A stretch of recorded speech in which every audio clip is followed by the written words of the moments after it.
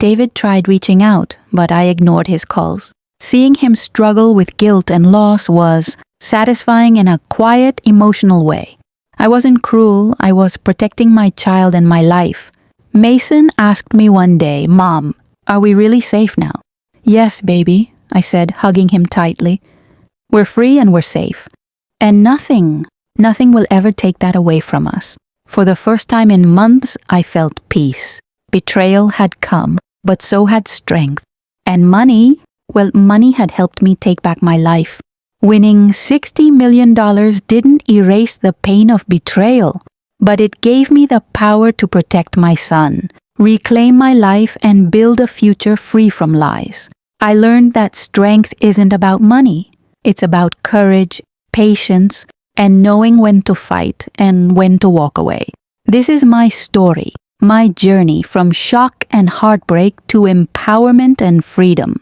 If you want to hear more real feeling, dramatic and suspenseful stories, subscribe to She Spoke, because every story deserves to be heard. I invited David for dinner that weekend, presenting myself as calm, even friendly. Mason played in the other room while I laid out the evidence on the table. David's face turned pale. "Emily, I can explain," he whispered. "I've heard enough, David," I said coldly. "But here's the thing, you underestimated me. And now I'm in control." I didn't yell. I didn't cry.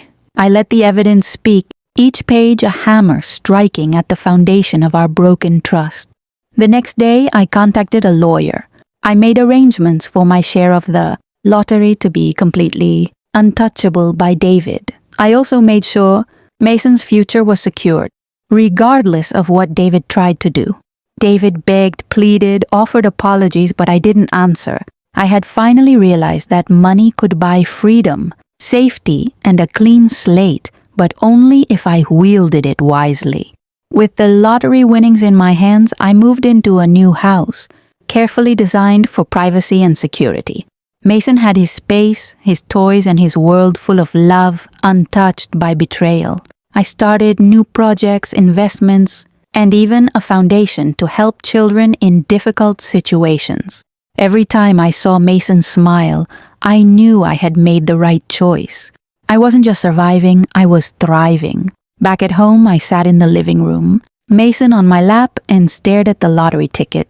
60 million could solve everything, except the broken trust in my marriage.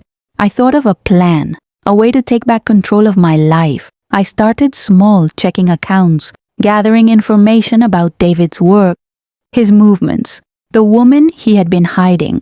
I couldn't confront him yet, not without evidence, not without ensuring I wouldn't lose myself in anger.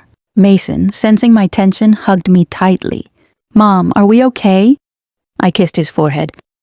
"We're going to be fine, baby. I promise. Mommy's got this." And with that, I felt a spark ignite inside me. This wasn't just about revenge or justice. It was about survival, about protecting my child, about showing David that betrayal had consequences. Days passed. I meticulously followed David's routines, noticing patterns I hadn't before. One evening, I discovered a series of secret bank transfers to a mysterious offshore account. His mistress was not just a colleague. She was part of a carefully planned betrayal. I printed everything, my hands shaking with excitement and anger. The power of knowledge, combined with the lottery winnings, gave me a sense of invincibility. I could change everything, but I also realized something chilling. If I confronted him too soon, he might cover his tracks. I needed patience. I needed strategy. David looked up as I stepped inside, Mason still clinging to my leg. His smile froze midair. The other woman, a sleek blonde with perfect makeup and a smug expression, quickly rose, pretending nothing was happening. "Emily, what are you doing here?" David asked, his voice slightly tense, like he was trying to cover something. I took a step forward, clutching the lottery ticket in my hand like a shield. "David, I won. I won $60 million, I said, my voice trembling. "I wanted to tell you. But first, who is she?" The blonde gave a soft laugh, a sound that made my blood boil. Oh, I'm just someone David works closely with. Right, David? David hesitated, stammered, then avoided my gaze. I felt my chest tighten, my heart racing faster than ever. Mason looked up at me, worried. I swallowed the lump in my throat and said firmly, I need the truth. Now. David's face shifted, guilt flashing in his eyes. Emily, it's complicated, he started, but his words sounded hollow. Complicated. David, we have a son, and I trusted you, I shouted, feeling anger and heartbreak collide inside me. The office felt small, suffocating, and suddenly I realized that money, no matter how much, could never fix this betrayal. The blonde smirked again and excused herself, leaving us alone. The silence afterward was deafening. I looked at David, and for the first time, I didn't feel love, I felt betrayal, disgust, and a rising desire for control. I made a decision in that moment. This money wasn't going to save our marriage, but it was going to save me. And Mason. The elevator dinged and we stepped out into the quiet, polished office floor. Mason clung to my hand, his small fingers wrapped tightly around mine. Mom, are we gonna see Dad? He asked, his voice innocent but curious. Yes, baby, we're going to tell him something very important, I replied, trying to sound casual, though my heart was pounding like a drum. We walked down the hallway toward David's office. The door was slightly ajar. That's when I heard the voices. 2 voices, David's and a woman's. My stomach twisted. My hand instinctively covered Mason's mouth to keep him from making a sound. I peeked through the crack in the door and froze. The scene inside made my chest ache and my head spin. David, my husband, was sitting very close to another woman, whispering, his hand brushing against hers. They were laughing, smiling in a way I hadn't seen him do with me in months. For a moment, I couldn't breathe. The lottery ticket in my pocket felt like a heavy weight, burning my skin.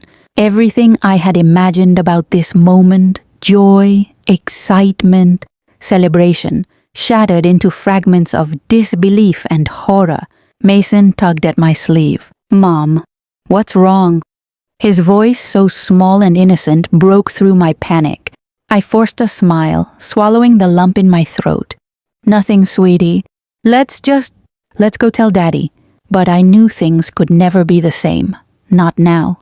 My hands were shaking as I took a deep breath and pushed the door open, trying to act normal, trying to find the words that would explain why I was there, and what I had just discovered. And in that instant, I realized this $60 million win wasn't going to make everything better. Not by a long shot. If you're enjoying this story, don't forget to subscribe to She Spoke for more dramatic and suspenseful tales. I couldn't believe it. I had just won $60 million. $60 million. My heart was racing, my hands trembling as I held the lottery ticket that had completely changed my life. I thought about all the possibilities. The house, the freedom, the security for my little boy, Mason, but most of all, I thought about my husband, David. He had been working tirelessly at his office, barely seeing Mason or me lately. I wanted to surprise him, share this insane news in a way that would knock the stress right out of his life. I grabbed Mason's hand and rushed toward the sleek glass building downtown where David spent most of his days buried under paperwork. I imagined his reaction, the shock, the pride, the hugs. I imagined us celebrating together, finally feeling the weight of our struggles lift. But as we approached the elevator, a strange knot formed in my stomach. Something didn't feel right.